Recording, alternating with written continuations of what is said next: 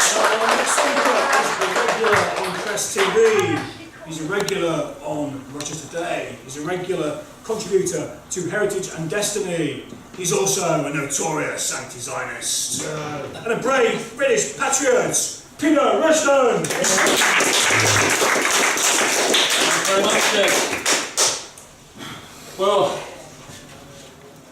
late one bitter cold evening in March 1947, just where, at the very spot in London that we've just left, a young French philosophy student called Robert Misrahi slipped out of what was then a servicemen's social club just off Trafalgar Square. It's called the British Colonies Club because it was for people who, in those days, Britain wasn't just, the UK wasn't just the UK, we were the centre of what was still considered a mighty empire. Half the world was coloured pink on the map, and when Britain was fighting a war, or even when Britain was in the gradual process of demobbing after a war, there were servicemen from all of the corners of that empire here in Europe, as occupation troops in Germany, were just involved in the process of demobbing. The vast majority of them not actually in Palestine and nothing to do with the war that was already a terrorist war against Jewish terrorists in Palestine. Because they'd come from all over the world, they would, having their leave, they couldn't send them back home, so they'd send them to London, see the sights of London, play billiards, have a few drinks. And that's what that club was all about. It wasn't, as Jewish propagandists later tried to make it out, part of the colonial office, in some way part of what they like to call colonial oppression. It was just a social club for a few blokes on leave to play billiards and have a few drinks. But that, of course, as every terrorist knows, that made it a soft target, unlike a government building or a military headquarters. And every terrorist knows you go for the soft target so that your man doesn't get caught. So this young student come over from Paris, Misrahi, headed over there, slipped out of the social club late that cold night. Minutes later, the British Colonies Club was wrecked by a massive explosion, causing many injuries, breaking the windows in the church that we've just seen opposite the club, miraculously not causing any deaths.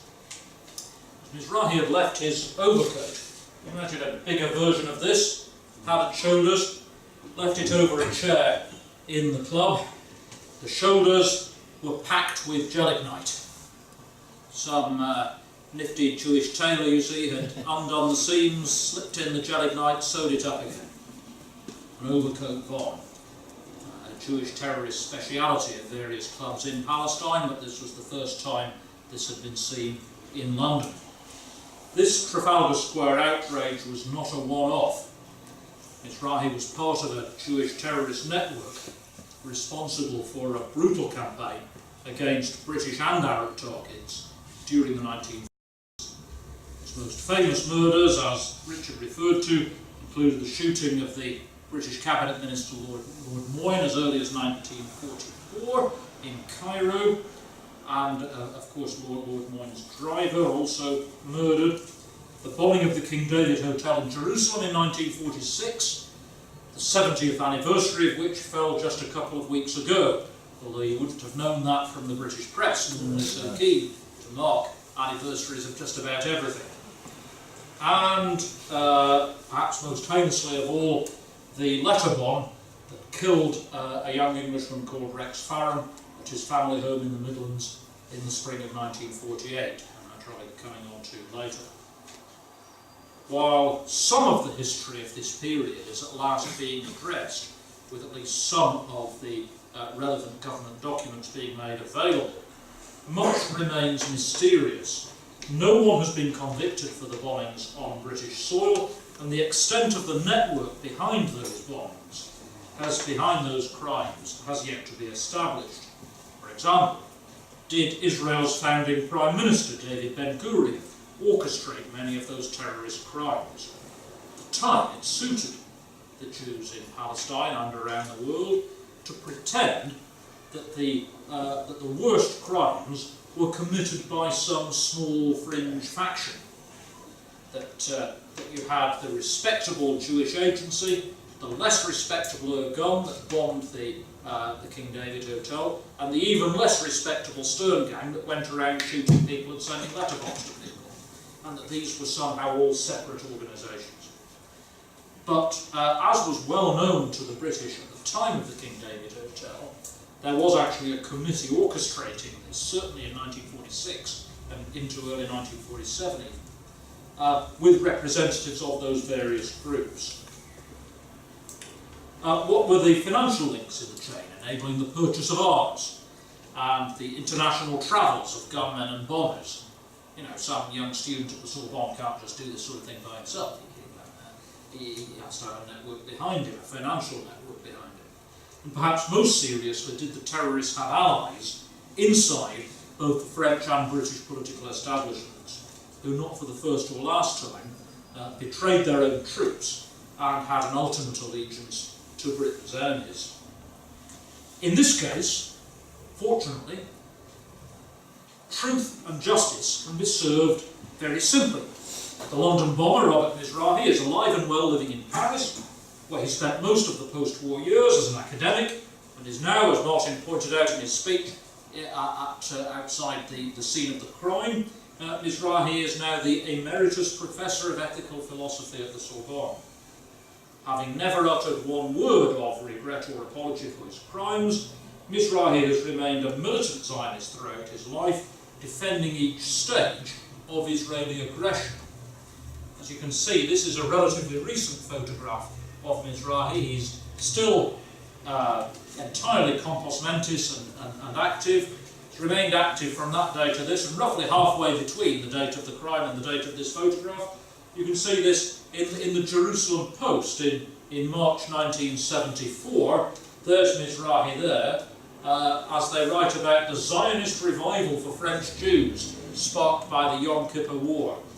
In 1974, 27 years after his crime here in London, Misrahi was taking office as the president of the Council of Jewish Intellectuals for Israel in Paris, organising Jewish academic support for the State of Israel.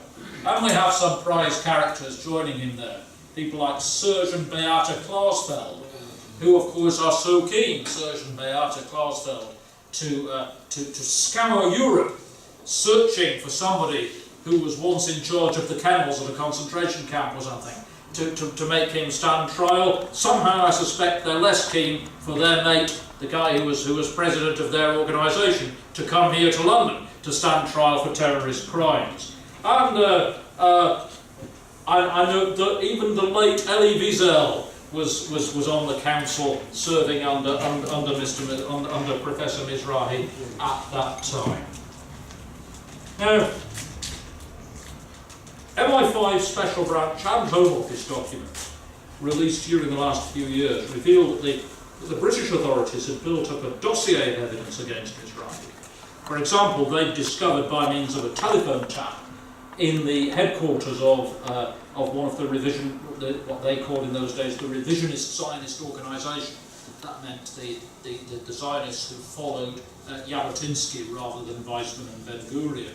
They had a headquarters here in London, published a newspaper called the Jewish Standard, and the guy who was the editor of that, very prominent Jewish politician and journalist, Abraham, as he was called, was welcoming Misrahi into his flat, and the MI5 bugs had all of the information about the false bottom in the suitcase and all of this, which they were able to put together afterwards once the crime had been committed. British authorities also knew that although we had a few trusted informants among the French police and security forces, the Zionist terrorists had influential political friends in Paris who would obstruct any prosecution. They developed this is part of a sort of multi-page MI5 file that was sent to the senior civil servants at the Home Office, marked at the time top secret. summarising what was known about Jewish terrorist activities in Great Britain and the extent of the network behind it. And as I suggested earlier, it was quite clear that it wasn't just a handful of people. MI5 reported here that they'd known towards the end of 1946 it was apparent that an attempt was being made, thank you very much, that an attempt was being made to set up in Europe a combined terrorist organisation based on the illegal Palestinian forces Irgun's Vailumi and Stone, and that the Irgun had struck their first blow in Europe on the 1st of November 1946 when they exploded a bomb in the British Embassy in Rome. Now, that was a particularly enormous plant. You see the photographs of that. Blew out this great ornate staircase, wrecked this enormous, wonderful building in the centre of Rome. As late as the 1960s, partly because of the extent of the damage, and partly because Britain had bankrupted itself in the Second World War, we were still patching up that embassy, still hadn't repaired it by the mid-1960s, almost 20 years after that bombing. That's the MI5 attack. This is the among the documents that Martin Webster and I sent to the Metropolitan Police here in London, showing that a dossier of evidence had been built up against Misrahi, and which says you've got this character Abrahams in conversation in his flat in March 47, just before the bomb went off. Saying that he'd better take out the contents and give him another case. He didn't want him to leave it at the hotel. And he can't go back with the case because it's got a false bottom in it. We brought it in, he says to his wife, to Mrs. Abrams, obviously with a wink or two that wasn't picked up on the tape. We brought in some papers from abroad, you see. We brought in some papers in this false bottom.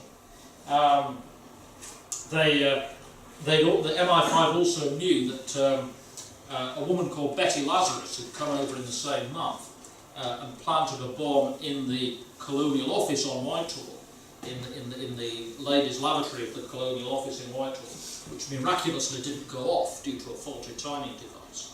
But that would have been a King David Hotel-style bombing in the middle of Whitehall. She was then arrested in Belgium, as they say here on her way back, similarly carrying explosive packages that were going to be used for letter bombs in a similar false bottom suitcase. They then, as they say here, because it wasn't suspected until some time after the event that the explosion in the Colonial Club was the work of terrorists, it wasn't then practicable due to the fact they didn't want to give the telephone tap away. It wasn't practical to do anything about arresting Abrahams. Now clearly those excuses no longer apply. It's no longer a sensitive source, no longer something that they don't want to blow. This is now a public document, and yet Misrahi is still around. They also say further on in this document that Misrahi was arrested by the French police later in 1947 in Paris, along with his colleague Jacques Martinsky.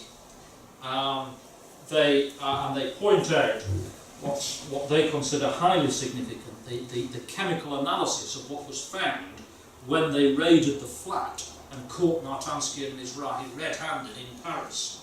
They say here that it is significant that they found wrappings of packets of explosives, the composition of which, as the description on the packets indicated, was a French explosive marketed under the name Tolomite, was exactly similar to that of the explosive used in the Dover House bomb, in other words, the Colonial Office bomb that hadn't gone off, so they were able to analyse it properly. Now, Martinsky is dead. Many of the other people involved are dead. The Yakov Elayev is dead, the leader of the group concerned. Betty Lazarus is dead, who planted the bomb in the Colonial Office. But Misrahi, and one other man who I'll get onto in a second, is very much still alive. They are in a position to close the case, if you like, not only on the bombing at the spot that we just visited, but on a number of other particularly horrible crimes that were either planned or carried out on British soil. For example, on the unexploded bomb in the Colonial Office, they found the fingerprint of a man called Yakov Eliav, who also used the name Yakov Levstein. And he was with the woman, Betty Lazarus, in Belgium when they were caught. Unfortunately, as other MI5 and Home Office documents made clear, once the French had got hold of these people, they knew they were never going to be prosecuted. Because at that time, there were people in office in France, either because they were Jews or because they held a grudge against Britain over colonial issues in the Middle East. They felt that despite what had happened during the war, that France should still have control of Syria, for example. And the various fallouts between British operatives and French operatives and Israeli operatives behind the scenes in Syria and in its various civil wars are part of the background to the mess that's in Syria today, because of the various coups and counter-coups and people working to hidden agendas that were going on in Syria from the end of the Second World War on. But it was Yakov Eliav, who died in the mid-1980s, who later boasted openly of his role as the leader of that Paris cell that was sending these youngsters in and out of London. In the Hebrew edition of Yakov Eliav's book, he boasts of having acquired active cultures of cholera bacteria from Jewish contacts at the Pasteur Institute in Paris. And he'd actually sent a specialist water engineer here to London. You'll be glad that we're on bottled water today rather than tap water at water. Whiskey. And indeed, yes, once it's distilled, we're all right, Martin, yeah. So,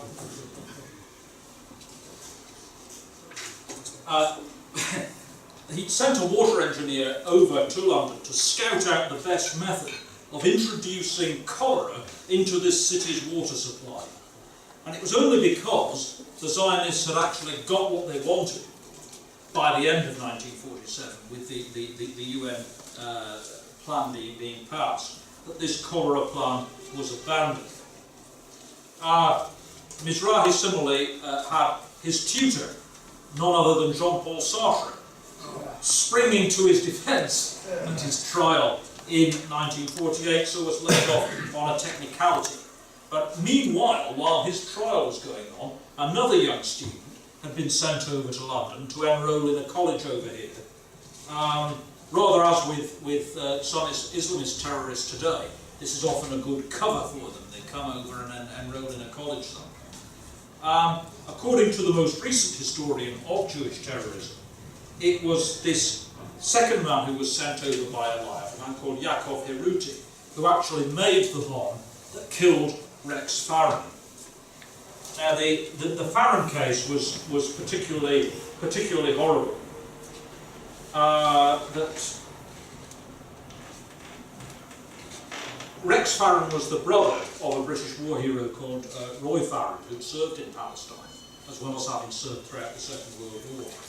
And young Rex was literally eviscerated, guts blown out, lower part of his body blown away, by a parcel bomb that was sent to his family's home in 1948 by Misrahi's colleagues in the Paris-based Stern Gang cell.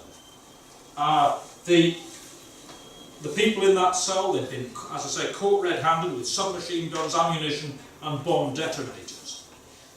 We are fortunate that although Yaakov Heruti, the man supposedly who sent the Farron bomb, is still alive, he's based in Israel, we're clearly not going to get him extradited.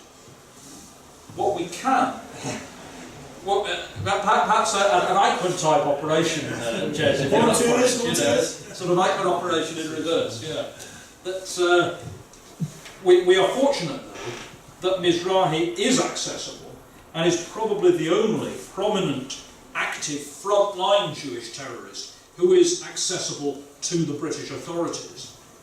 As someone who'd been a confederate of Heruti in the same tightly organised Stern Gang cell, responsible for the Colonies Club bomb, the attempted murder of General Sir Evelyn Barker, which was carried out by someone again who was then in the Stern Gang, another youngster called Ezer Weizmann, a cousin of Chaim Weizmann. And Ezer Weizmann then followed Chaim Weizmann to become the president of Israel in the 1970s. But he'd actually come over to kill a prominent British general.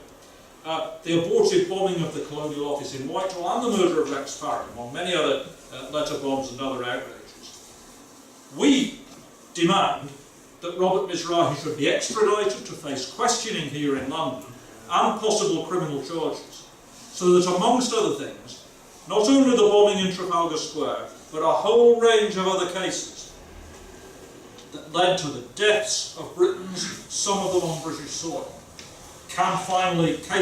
these cases can finally be closed. Now, there need be no fear of the traditional accusation of anti-Semitism in these cases. Heaven forfend that we should be accused of being anti-Semites, ladies and gentlemen.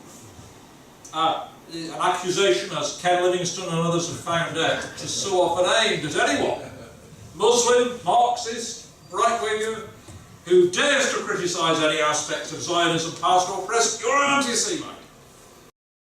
One of the first to publish Misrahi's responsibility for the London bomb was the late Professor David Cesarani, one of Anglo-Jewry's most eminent historians, and as it happens, a man who worked closely with the Metropolitan Police and the Home Office in the moves to create the War Crimes Act, to make retrospective proceedings possible against alleged war criminals, even for alleged offences that had not taken place on British soil, that had taken place in Eastern Europe somewhere, in Russia, in Poland somewhere. People could be tried in a British court for that. In this instance, we have someone whose crimes were admitted by Professor Cesarani himself to have been committed right here in the heart of London, because in his book called Major Farron's Hat, Professor Cesarani wrote, quote, "The London Club bomb was planted by Robert Misrahi, the son of Turkish Jews who had moved to Paris in the 30s. Misrahi was a student at the Sorbonne, where he was a protégé of Jean-Paul Sartre. Sometime in 1946 or early 1947, he befriended a delegation visiting from British universities and was in turn invited to Britain. This was the chance Lehi was waiting for. He equipped Misrahi with a coat bomb that he was able to carry with him across the Channel all the way to London. Lehi later reflected, and this is how proud they are of these things. No shred of remorse for these things. Lehi later reflected, the execution was perfect. I learned an important lesson. No security measures can stop sophisticated, imaginative planning. And, of course, this is another reason why it's so important for the British authorities to proceed in this matter, because when we learn the lessons of past terrorism, obviously one lesson should be that we don't allow these people to get away with it, that we don't forget about things when it's politically convenient to forget about things, but also that we should bear in mind how open our borders are, now as then, for these types of attacks. And most of all, we have in Israel today a government a Prime Minister, Benjamin Netanyahu, who is the son of a leading figure in the political wing of the Irgun, a man called Ben Zion Netanyahu, who was based in the USA at the time when all these things were going on. So he wasn't directly involved in the bombings here in London. Ironically, he would have been on the front line here in London doing the fixing of the bombings, but for a little bit of internal embarrassment, where he was got himself involved with the wife of a fellow Irgun operative. So he and the errant wife had to be shipped off to America out of the way, where it wasn't going to cause a row within the organisation. So hence Ben Zion Netanyahu became a political operative, a propaganda operative in the United States. But his son is now in charge of a country that demands that British foreign policy should be subordinated to Israeli foreign policy, that British defence policy, that British servicemen should be sent to the other side of the world to fight for the sake of the State of Israel. And so we should never forget that the political background, that not only the literal ancestor of Benjamin Netanyahu in this case, but the political ancestors of his party were the very people, the Erguns Vailumi, who were behind this campaign of terror. And the reason why they remain at war with the world is summed up, bring this full circle, by Abraham Abrahams himself, the man on the MI5 wiretap who'd welcomed Misrahi over here with the false bottom suitcase. When he was writing in the Jewish Standard in October 1947, in his public role, his private role facilitating terrorism, his public role calling for a particular type, a particular policy where the State of Israel was concerned.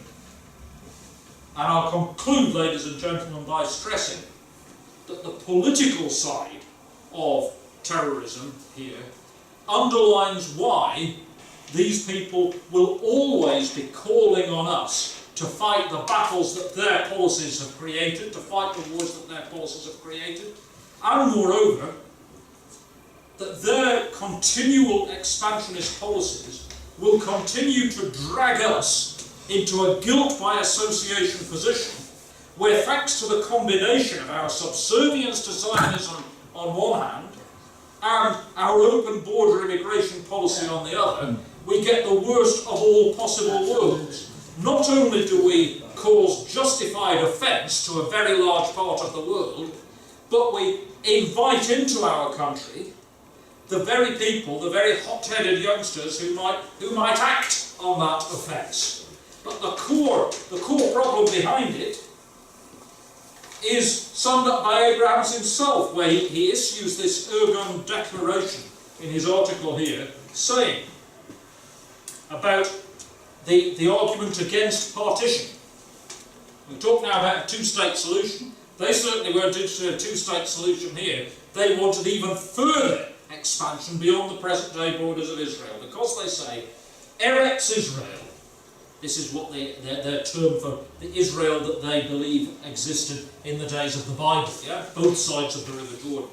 Eretz Israel, the Erguns say here in Abraham's statement, cannot and must not be divided. It must be reunited.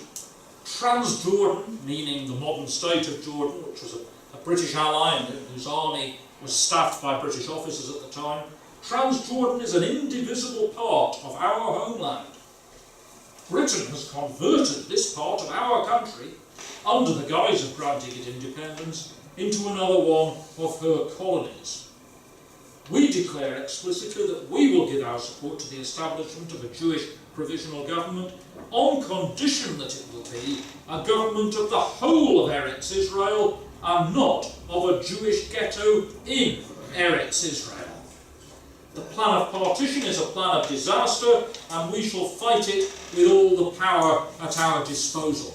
So from 1947 to this day, that wing of Zionism, which at the time were regarded as the slightly less respectable ones, they were wanting to schmooze the rest of the world with the likes of Chaim Weizmann and David Ben-Gurion to an extent, particularly Chaim Weizmann.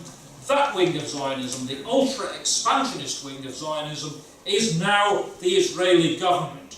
That is who we're dealing with when we talk about an Israeli government demanding that we fight on their side and send our boys to fight and die for their cause. These are the people who were fighting an expansionist, an ultra-expansionist policy then. They continue with that ultra-expansionist policy today, and these are the people whose operatives were responsible for bombs here in London, for bombs that eviscerated young Englishmen in Staffordshire, as well as for all the ghastly crimes committed against British servicemen in the Middle East from 1945 to 48. We say, justice now, extradite Robert Misrahi for questioning and criminal proceedings now.